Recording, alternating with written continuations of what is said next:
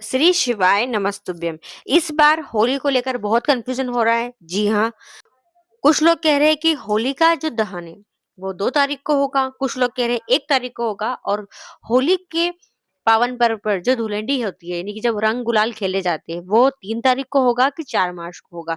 इस सबको लेकर कंफ्यूजन है, पर अब कंफ्यूजन दूर करने का समय आ गया है, क्योंकि होली पास आ गई है। और अगर अभी तक कंफ्यूजन रहेगा तो फिर हम होलिका दहन कब करेंगे और होली कब खेलेंगे। जी हाँ, इस बार रविवार के दिन है प्रदोष तिथि और रविवार का प्रदोष है। और रविवार का प्रदोष होता है मनोकामना पूर्ति प्रदोष। जी हाँ, बहुत खास और विशेष प्रदोष है। सब लोगों को इंतजार रहता है कि किस दिन रविवार का प्रदोष आएगा जी, क्योंकि बहुत कम आता है रविवार का प्रदोष। जी हाँ, तो रवि प्रदोष है इस बार। कब? 1 मार्च को। जी हाँ, अब हम जान लेते हैं कि इस बार अगर हमने होली के दिन रंग गुलाल खेल लिया तो क्या अनर्थ हो जाएगा। जी हाँ, क्योंकि इस बार 3 मार्च को, जी हाँ, यानी कि बुधवार के दिन 3 मार्च को इस बार है ग्रहण, और ये ग्रहण चंद्र ग्रहण है। अब सोच रहे होंगे कि चंद्र ग्रहण है तो रात में चंद्र ग्रहण लगेगा, दिन में कैसे ग्रहण लगेगा? दिन में लगता है तो सूर्य ग्रहण लगता है, पर इस बार तो चंद्र ग्रहण लग रहा है, वो भी कब? दिन में। जी हाँ, और ये ग्रहण लगने के पहले ही जो सूतक काल लगेगा वो लग जाएगा सुबह। जी हाँ, सुबह 6:20 से ही सूतक काल शुरुआत हो जाएगी। जी हाँ, क्योंकि ये ग्रहण लगने के 9 घंटे पहले ही सूतक काल लग जाएगा। और इस सूतक काल के समय ना तो कोई पूजन करना है आपको मंदिर में जाकर, ना ही आपको कोई अबीर गुलाल चढ़ाना है महादेव के ऊपर या अन्य किसी देवता के ऊपर। इस चंद्र ग्रहण की जो कुल अवधि रहेगी वो कुल रहेगी 3 घंटे की। जी हाँ, ये जो ग्रहण लगेगा वो 3 घंटे का रहेगा। 3 मार्च को दोपहर 3:20 से ग्रहण लग जाएगा और शाम को 6:47 तक ग्रहण रहेगा। जी हाँ, चंद्र ग्रहण रहेगा। फिर उसके बाद आपको जो पूजन अर्चन करना है, दिया बत्ती करना है, वो आप 6:47 के बाद, शाम को 6:47 के बाद कर सकते हैं। ग्रहण ग्रहण चंद्र ग्रहण के दौरान या कोई भी ग्रहण लगता है, इस ग्रहण के दौरान आपको घर से बाहर नहीं निकलना चाहिए। बच्चे हो, बुजुर्गों को विशेष ध्यान रखना चाहिए, गर्भवती महिलाओं को विशेष ध्यान रखना चाहिए। तो ऐसे में 1 मार्च को तो है प्रदोष तिथि, 2 मार्च को पूर्णिमा शाम के समय लगेगी, इसलिए 2 मार्च के दिन आप शाम के समय होलिका दहन कर सकते हैं। 3 मार्च को ग्रहण है, इसलिए इस दिन रंग गुलाल अभी नहीं खेला जाएगा। 4 मार्च के दिन रंग गुलाल खेला जाएगा। ये बात पूरी क्लियर हो चुकी है। आपको जो उपवास रखना है, जो व्रत रखना है पूर्णिमा का, वो आप 3 मार्च को रख सकते हो। जी हाँ, पर इस दिन दिन के समय में या फिर सुबह 6:30 बजे के बाद महादेव को या अन्य किसी देवता को स्पर्श भी नहीं करना है। दूर रहकर आप भगवान का भजन कीर्तन कर सकते हो। पहला उपाय, यह उपाय है रवि प्रदोष का। जी हाँ, मात्र रविवार की प्रदोष पड़ने पर ही इस विशेष उपाय को किया जाता है। कोई भी मनोकामना हो, कोई व्यापार अच्छा नहीं चल रहा हो, व्यापार में बार उन्नति मिलती तो है, वापस से आप नीचे आ जाते हो, बिक्री अच्छी होती है, दुकान में वापस डाउन हो जाते हैं, कोई पैसा फंसा हुआ है, पैसा वापस नहीं आ रहा है, कई समस्याओं का अगर आपको सामना करना पड़ रहा है तो रविवार की प्रदोष होती है विशेष मनोकामना पूर्ति प्रदोष। सच्चे दिल से ये 3 बेलपत्री वाला उपाय कीजिएगा, महादेव की कृपा आप पर होगी और आपका जो भी कार्य है, जो भी व्यापार है, जो भी आपकी सर्विस है, नौकरी, सब में आपको तरक्की उन्नति मिलना शुरुआत हो जाएगी। तो करेंगे क्या? देखिए, 3 बेलपत्र लेकर आपको जाना है महादेव के शिवालय। शिवालय पहुंचकर एक बेलपत्र सबसे पहले आपको महादेव की सबसे छोटी पुत्री माँ अशोक सुंदरी के स्थान पर समर्पित करना है। और जब बेलपत्री आप माँ अशोक सुंदरी के स्थान पर समर्पित करोगे ना, तो डंडी का भाग आपको करना है महादेव की ओर। जी हाँ, हमेशा हम क्या करते हैं, डंडी का भाग कर देते हैं जहाँ से जल फेंक जाता है उस दिशा में, पर नहीं, इस उपाय में आपको करना है क्या है, डंडी का भाग महादेव की ओर करना है। फिर उसके बाद दूसरी बेलपत्री आपको महादेव की 5 कन्याएं, कौन कौन सी कन्याएं? जया, विषहरा, सामरीवारी, दौतली और देव, ऐसे 5 कन्याओं के नाम लेकर आपको महादेव के शिवलिंग पर दूसरी बेलपत्री को समर्पित कर देना है।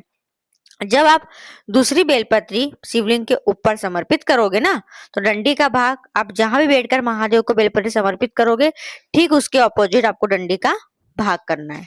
ठीक है, 2 बेलपत्री चढ़ाने के बाद अब तीसरी जो बेलपत्री है वो अपनी मनोकामना बोलकर आपको जलाधारी पर, जहां शिवलिंग रखी रहती है, जी हाँ, जलाधारी वाले बिरजा माँ पार्वती का हस्त कमल कहते हैं, वहां पर आपको तीसरी बेलपत्री स्पर्श करा देना है अपनी मनोकामना को बोलते हुए।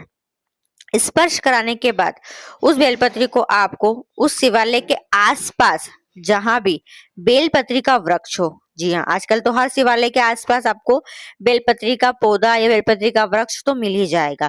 तो बेलपत्री की जड़ में अगर कोई कंकर रखा है तो कंकर को या फिर जड़ की मट्टी को शिवलिंग बनाकर, या बेलपत्री की जड़ में कोई शिवलिंग विराजमान है पहले से, बाबा के ऊपर आपको बेलपत्री को अपनी मनोकामना बोलते हुए समर्पित कर देना है। श्री शिवाय नमस्तुभ्यम बोलते हुए समर्पित करना, अपनी मनोकामना बोलते हुए समर्पित कीजिएगा। 3 बेलपति रवि प्रदोष का ये बहुत ही अचूक उपाय है जो गुरु जी द्वारा बताया गया है। सच्चे विश्वास से, सच्चे मन से अगर इस उपाय को आप करोगे तो आपको शीघ्र आपकी मनोकामना अवश्य पूरी होगी होगी। दूसरा उपाय देखिए, प्रदोष पे करने वाला विशेष उपाय, गुरु जी ने कोई भी मनोकामना हो और किसी भी मनोकामना हो जो काफी समय से पूरी नहीं हुई, प्रदोष के दिन अगर आप यह उपाय करना शुरुआत करते हो तो वो कोई ऐसी मनोकामना नहीं, कोई ऐसी इच्छा नहीं जो अधूरी रह जाए। जी हाँ, गुरु जी ने कहा संतान की प्राप्ति नहीं हो रही, विवाह नहीं हो रहा है, नौकरी नहीं लग पा रही है, धन प्राप्ति नहीं हो पा रही है, संपदा की कमी है, पैसों की तंगी है, उन सब के लिए आप यह उपाय कर सकते हैं प्रदोष के दिन, प्रदोष काल में। जी हाँ, करेंगे क्या आप? आपको 2 दीपक तैयार करना है और दोनों ही दीपक आपको गोल बाती के लेना है और 2 दीपक आपको प्रदोष काल में, प्रदोष के दिन प्रदोष काल में प्रज्वलित करना है। कि कौन से दीपक? फूल बाती वाले दीपक। और 2 दीपक लेंगे, एक दीपक आपको महादेव के सम्मुख शिवालय में लगाना है, प्रज्वलित करना है, और एक दीपक आपको अपने घर के मुख्य द्वार पर लगाना है। ऐसे 2 दीपक आपको प्रदोष के दिन प्रदोष काल में प्रज्वलित करना है। कोई भी मनोकामना, किसी मनसा के लिए आप इस उपाय को कर सकते हैं। सच्चे दिल से बाबा से प्रार्थना करो और मनोकामना पूर्ति के लिए इस उपाय को आप कर सकते हैं। तीसरा उपाय, यह उपाय आपको करना है होलिका दहन के दिन। जी हाँ, और इस उपाय को करने से आपको हर कार्य में उन्नति, तरक्की मिलना ही मिलना है। अगर आप किसी ऐसे कार्य के लिए जा रहे हो कि जो कार्य आपका बनना चाहिए, होना चाहिए, उसके लिए यह उपाय है। किसी एग्जाम में बैठ रहे हो, एग्जाम की तैयारी कर रहे हो, एग्जाम देने जा रहे हो, तब इस उपाय को करके जाओ। यानी इस उपाय को करने के अनेकों फायदे। मनोकामना पूर्ति उपाय किसी मनोकामना के लिए कर सकते हो।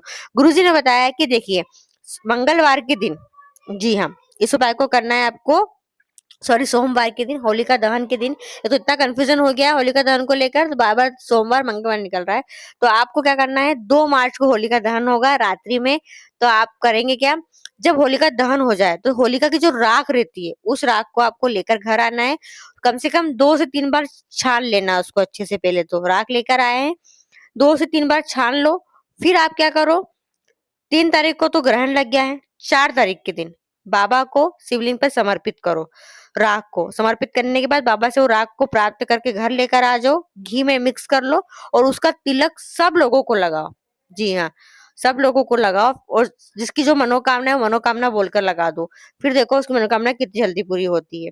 इस उपाय को करने से बीमारी, रोग तो दूर होंगे ही होंगे, सारी आपकी जो भी रुकावटें है, कार्य की बाधा है, वो दूर होगी और आपके कार्य अवश्य बनेंगे ही बनेंगे।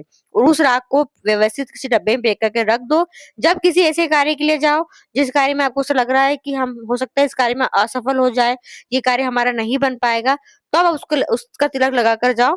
फिर देखियो कि आपका वह कार्य कितनी जल्दी पूरा होता है। तो यह उपाय जो विशेष है, यह उपाय चंद्रग्रहण से रिलेटेड थे। चंद्रग्रहण कब लगेगा, सूतक काल कब रहेगा, साथ में होली का दहन कब होगा, होली का पावन पर्व कब मनाया जाएगा, साथ में प्रदोष के दिन कौन से उपाय करना है, होलिका दहन के दिन करने वाला एक अचूक उपाय। जी हाँ, तो वीडियो पसंद आती है, आपके लिए उपयोगी रहती है, तो वीडियो को और लोगों तक जरूर शेयर कीजिएगा। श्री शिवाय नमस्तुभ्यम। हर हर महादेव।